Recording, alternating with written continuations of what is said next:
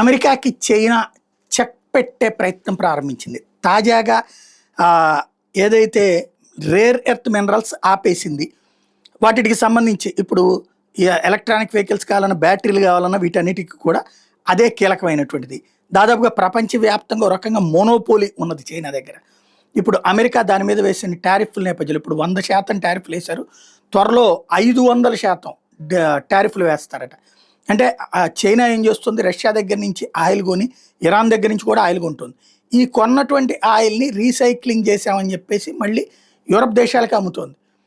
Europe దేశాలు కొంటున్నాయి. ఆ కొంటున్నటువంటి కారణంగా దానికి మంచి ఆదాయం వస్తుంది, లాభం సంపాదించుకుంటుంది. ఇప్పుడు దాని మీద 500% టారిఫ్ వేస్తాడు. ఏది? పెట్రోల్, డీజిల్ మీద. అంటే యూరప్ దేశాలు కొననీయకుండా చూసేటటువంటి ప్రయత్నం. యూరప్ దేశాలు ఎందుకు కొనకుండా ఉంటాయి? ఈయన 500% టారిఫ్ వేస్తే 500% అమెరికా వాళ్ళు చెల్లించాల్సి వస్తుంది.